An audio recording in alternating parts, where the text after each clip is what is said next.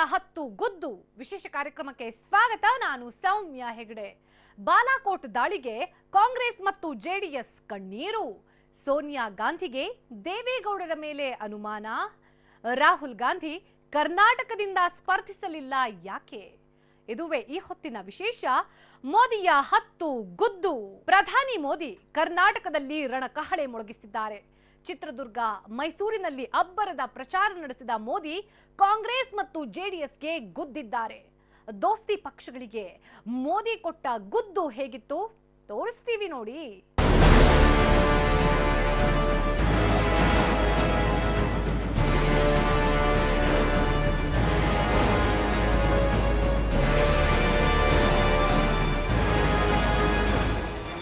तो दर्द पाकिस्तान को हुआ, लेकिन आंसू हमारे यहां कांग्रेस और जेडीएस।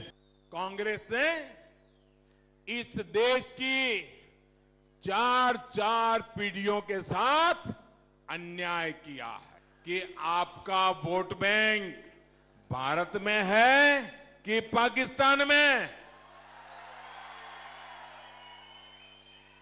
जरा मुख्यमंत्री जी ये बात को जरा साफ कीजिए, स्पष्ट कीजिए. ಗುದ್ದು ಒಂದರ ಹಿಂದೊಂದು ಗುದ್ದು, ಒಂದೊಂದು ಗುದ್ದಿಗೂ ಎದುರಾಳಿ ಗರ್ವಭಂಗ ಮಾಡುವ ಶಕ್ತಿ.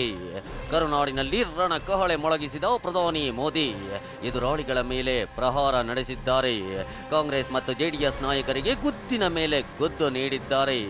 ಕಾಂಗ್ರೆಸ್ ಜೆಡಿಎಸ್ ದೋಸ್ತಿಯಿಂದ ಹಿಡಿದು ಕಾಂಗ್ರೆಸ್ನ ನ್ಯಾಯ ಯೋಜನೆಯವರೆಗೂ, ಶಬರಿಮಲೆ ವಿವಾದದಿಂದ ಹಿಡಿದು ರಾಹುಲ್ ಗಾಂಧಿ ವಯನಾಡು ಸ್ಪರ್ಧೆಯವರೆಗೂ ಹುಡುಕಿ ಗುದ್ದು ಕೊಟ್ಟಿದ್ದಾರೆ.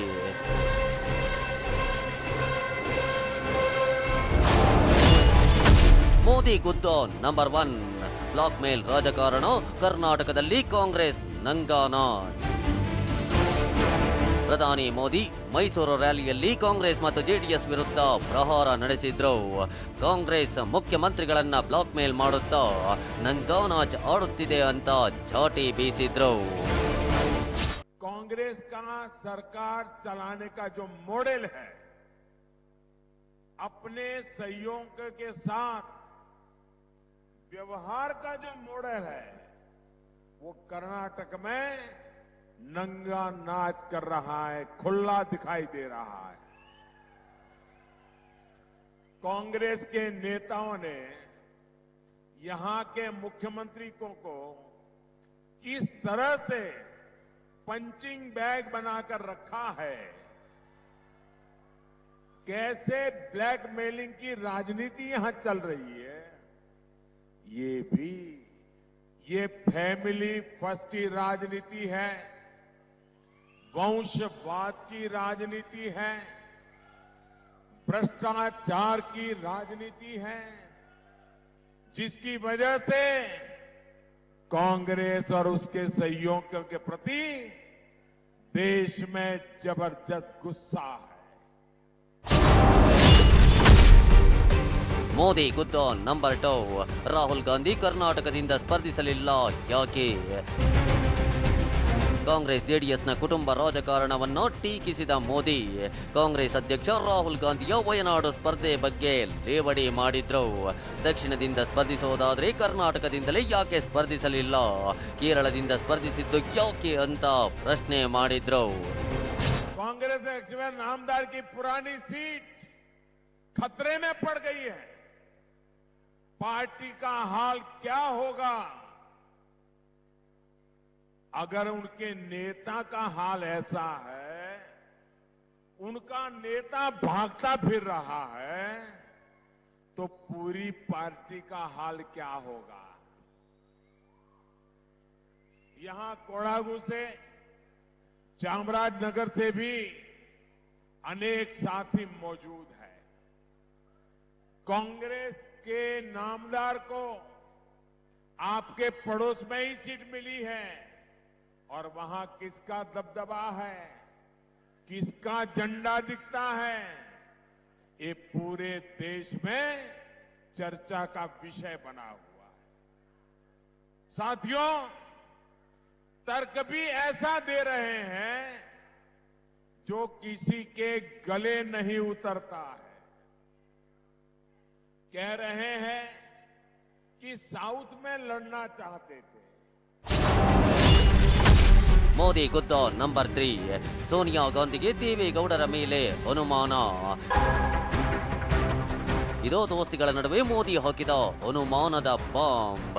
ರಾಹುಲ್ ಗಾಂಧಿ ಕರ್ನಾಟಕದಲ್ಲಿ ಸ್ಪರ್ಧೆ ಮಾಡದೆ ಕೇರಳದಲ್ಲಿ ಸ್ಪರ್ಧಿಸೋದಕ್ಕೆ ಕಾರಣ ಸೋನಿಯಾ ಗಾಂಧಿಗೆ ದೇವೇಗೌಡರ ಮೇಲೆ ಇರೋ ಅನುಮಾನ ಅಂದ್ರು.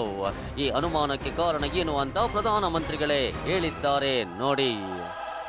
लेकिन और वे कोशिश भी कर रहे थे, कर्नाटक में वो अपने लिए सुरक्षित सीट खोज रहे थे, उनका प्रयास था, लेकिन उनको ये लोगों के मिजाज का भी पता था और जेडीएस के प्रति शक भी था. उनके मन में था कि देवगौड़ा जी को पीठ में छुरा भोंक करके मैडम सोनिया जी ने प्रधानमंत्री पद से हटाया था.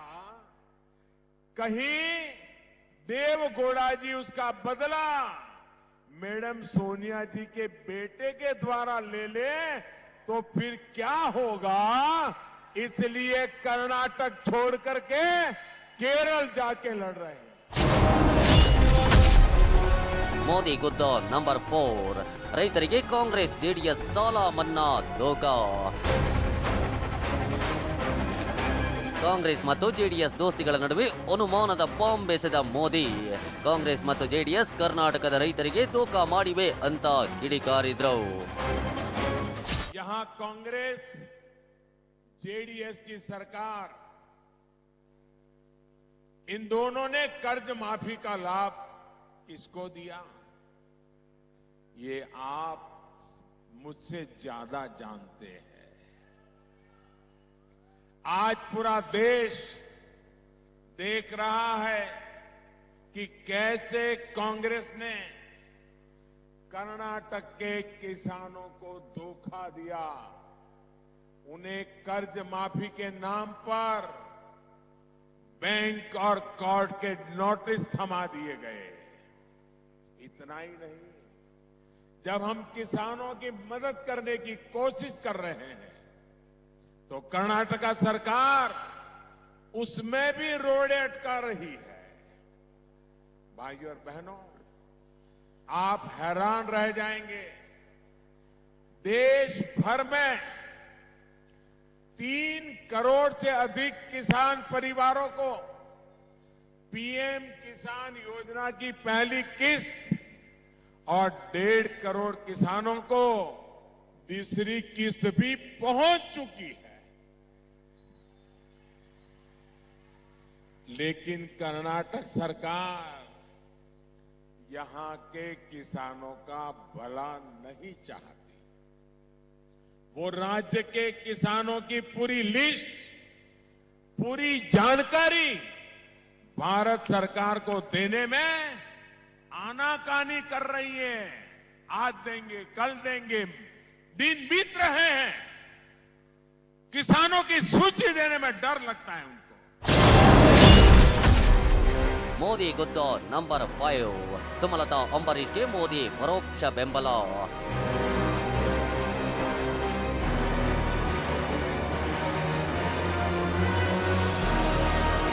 ರಾಜ್ಯ ರಾಜಕಾರಣದಲ್ಲಿ ಅತಿ ಹೆಚ್ಚು ಸದ್ದು ಮಾಡ್ತಿರೋ ಕ್ಷೇತ್ರ ಮಂಡ್ಯ. ಕುಮಾರಸ್ವಾಮಿ ಪುತ್ರ ನಿಖಿಲ್ ಕುಮಾರಸ್ವಾಮಿ ಮತ್ತು ಸುಮಲತಾ ಅಂಬರೀಶ್ ಎದುರಾಳಿಗಳಾಗಿರೋ ಕ್ಷೇತ್ರ ಇಡೀ ದೇಶದ ಗಮನ ಸೆಳೆದಿದೆ. ಮಂಡ್ಯದಲ್ಲಿ ಬಿಜೆಪಿ ಸ್ವತಂತ್ರ ಅಭ್ಯರ್ಥಿ ಸುಮಲತಾಗೆ ಬೆಂಬಲ ಘೋಷಿಸಿದೆ. ಇದರ ಬೆನ್ನಲ್ಲೇ ಮೋದಿ ಮೈಸೂರಿನಿಂದ ಸುಮಲತಾ ಅಂಬರೀಷ್ಗೆ ಪರೋಕ್ಷವಾಗಿ ಬೆಂಬಲ ಘೋಷಿಸಿದ್ದಾರೆ. ನೇರವಾಗಿ ಮತ ಹಾಕುವಂತೆ ಹೇಳದಿದ್ರೂ ರವಾನಿಸಬೇಕಾದ ಸಂದೇಶ ರವಾನಿಸಿದ್ದಾರೆ. इस क्षेत्र ने कर्नाटका के लिए, देश के लिए बड़े नेतृत्व दिए हैं. जो काम अम्बरीश जी ने किया है वो भी आज लोगों के दिलों में है. सुमनलता जी के साथ मिलकर उन्होंने कन्नड़ा भाषा और संस्कृति की जो सेवा की है वह सराहनीय है। हम इन प्रयासों को और सशक्त करें, इसके लिए हमारे सभी साथियों को आप आशीर्वाद देंगे, ये मेरा विश्वास है। ಮೋದಿ ಗುದ್ದ ನಂಬರ್ 6 ಕಾಂಗ್ರೆಸ್ ಭಯ ಬಾಲಾಕೋಟ್ ದಾಳಿ ಉಗ್ರರ ಸಮಾಧಿ.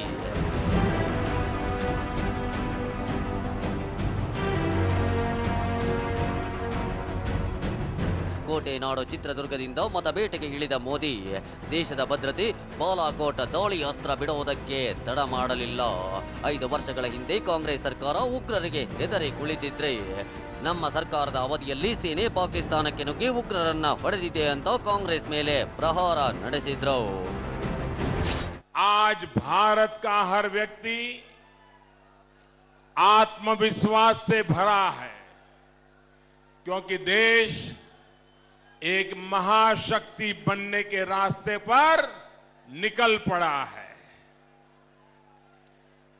5 वर्ष पहले का एक दौर वो था जब पाकिस्तान के आतंकी हम पर हमला करते थे और फिर पाकिस्तान से ही धमकियां भी मिलती थी। हमारे जाबाज एक्शन के लिए इजाजत मांगते थे, लेकिन तब की सरकार डर करके बैठ जाती थी। इस चौकीदार ने उस स्थिति को बदल दिया है। अब अगर डर है तो डर सीमा के उस पार है। वहां सत्ता में बैठे लोगों को तरह तरह के डरावने सपने आते हैं। आज धमकी देने वाले दुबक गए हैं और बालाकोट के प्रहार से आतंकी खौफ में है। ಮೋದಿ ಗುದ್ದ ನಂಬರ್ 7 ಬಾಲಾಕೋಟ್ ದಾಳಿಗೆ ಕಾಂಗ್ರೆಸ್ ಜೆಡಿಎಸ್ ಕಣ್ಣೀರು. ಯುಪಿಎ ಸರ್ಕಾರ ಉಗ್ರರಿಗೆ ಹೆದರಿ ಕುಳಿತಿತ್ತು ಅಂತ ಆರೋಪಿಸಿದ ಮೋದಿ ಕಾಂಗ್ರೆಸ್ ಮತ್ತು ಜೆಡಿಎಸ್ ದೋಸ್ತಿಗಳ ವಿರುದ್ಧ ಗಂಭೀರ ಆರೋಪ ಮಾಡಿದ್ರು. ಭಾರತ ಬಾಲಾಕೋಟ್ ದಾಳಿ ನಡೆಸಿದ್ರೆ ಕಾಂಗ್ರೆಸ್ ಜೆಡಿಎಸ್ ಕಣ್ಣೀರು ಸುರಿಸಿದ್ವು ಅಂತ ಆರೋಪಿಸಿದ್ರು. आपने देखा कि जब हमने पाकिस्तान के आतंकियों पर प्रहार किया, आपको अच्छा लगा कि नहीं लगा? आप खुश है क्या? मैंने सही किया? जब हमने आतंकियों पर प्रहार किया तो दर्द पाकिस्तान को हुआ, लेकिन आंसू हमारे यहां कांग्रेस और जेडीएस उनके साथियों के निकले। पूरी दुनिया भारत के पक्ष में खड़ी हो गई, लेकिन हमारे यहां के महामिलावटी दल पाकिस्तान के बजाय मोदी के खिलाफ निंदा प्रस्ताव पारित कर रहे थे। यहां के मुख्यमंत्री तो एक कदम और आगे बढ़ गए। कहते हैं कि भारत के वीरों के पराक्रम की बात नहीं करनी चाहिए, क्योंकि उनके वोट बैंक को नुकसान होता है। मैं जरा यहां के मुख्यमंत्री को पूछना चाहता हूं कि आपका वोट बैंक भारत में है कि पाकिस्तान में? जरा मुख्यमंत्री जी ये बात को जरा साफ कीजिए, स्पष्ट कीजिए। ರಾಷ್ಟ್ರೀಯ ಭದ್ರತೆ ವಿಚಾರದಲ್ಲಿ ಕಾಂಗ್ರೆಸ್ ಜೆಡಿಎಸ್ನನ್ನು ತರಾಟೆಗೆ ತೆಗೆದುಕೊಂಡ ಮೋದಿ ಇಂದು ಉಗ್ರವಾದದ ಆರೋಪಕ್ಕೂ ತಿರುಗೇಟು ನೀಡಿದ್ರು. ಶಬರಿಮಲೆ ವಿವಾದದ ಬಗ್ಗೆಯೂ ಮಾತನಾಡಿದ್ರು. ಜೊತೆಗೆ ಇದೇ ಮೊದಲ ಬಾರಿಗೆ ಮತದಾನ ಮಾಡುತ್ತಿರುವ 21ನೇ ಶತಮಾನದ ಮತದಾರರಿಗೆ ವಿಶೇಷ ಮನವಿಯನ್ನು ಮಾಡಿದ್ದಾರೆ.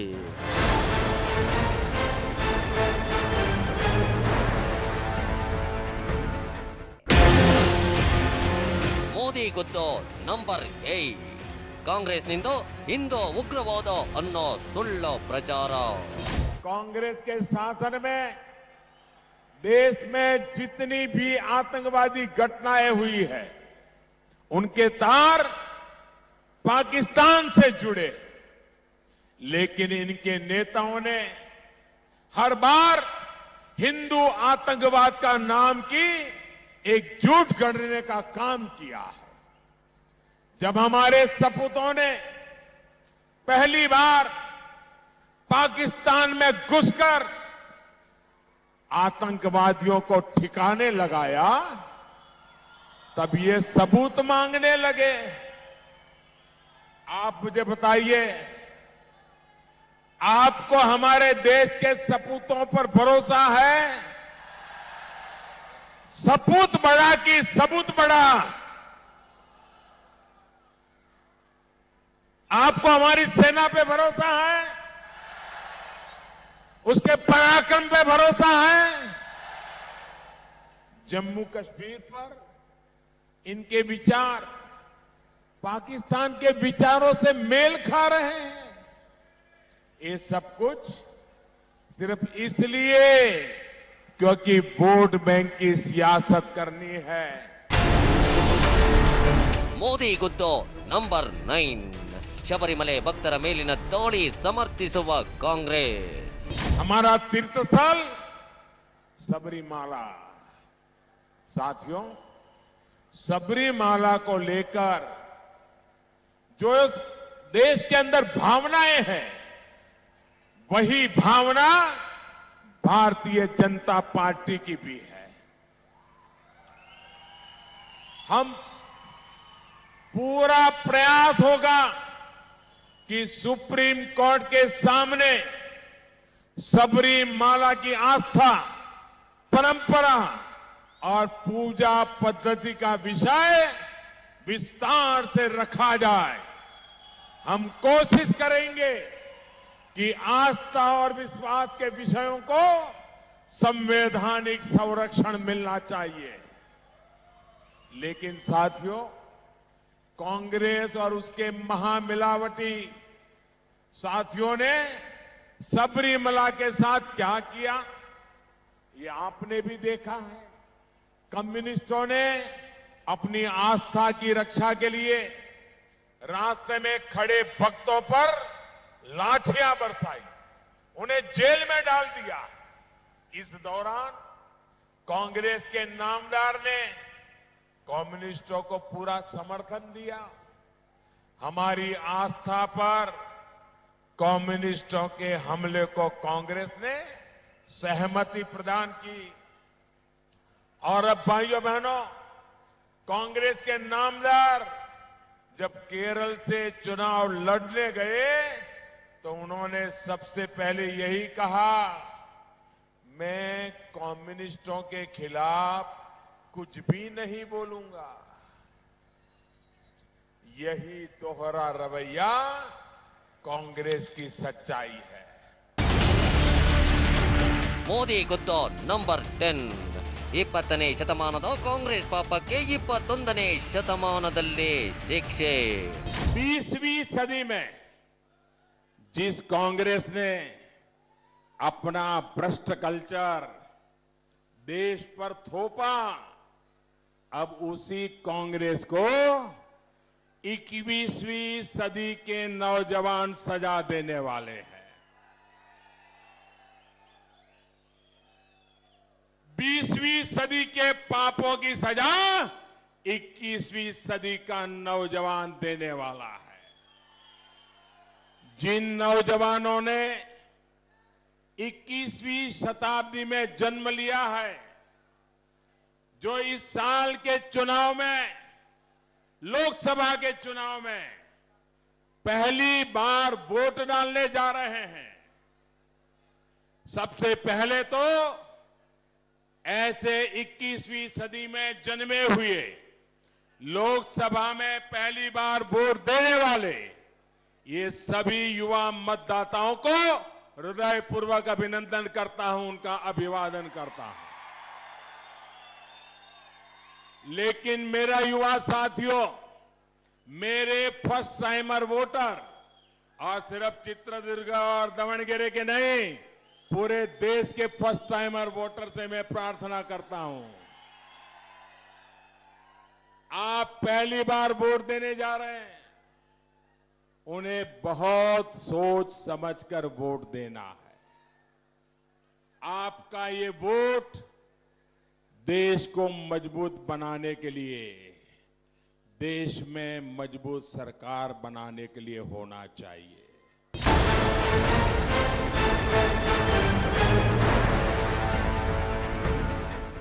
ಮೋದಿ ಕಾಂಗ್ರೆಸ್ ಹಿಂದಿನ ಆಡಳಿತ ವೈಖರಿಯನ್ನ ಮೆಲುಕು ಹಾಕಿ ಚಾಟಿ ಬೀಸಿದ್ದಾರೆ. ಜೊತೆಗೆ ಕರ್ನಾಟಕದ ದೋಸ್ತಿ ಪಕ್ಷಗಳಿಗೆ ಗುದ್ದು ಕೊಟ್ಟಿದ್ದಾರೆ. ಇದುವೇ ಈ ಹೊತ್ತಿನ ವಿಶೇಷ. ನಿರಂತರ ಸುದ್ದಿಗಾಗಿ ನೋಡ್ತಾ ಇರಿ TV9.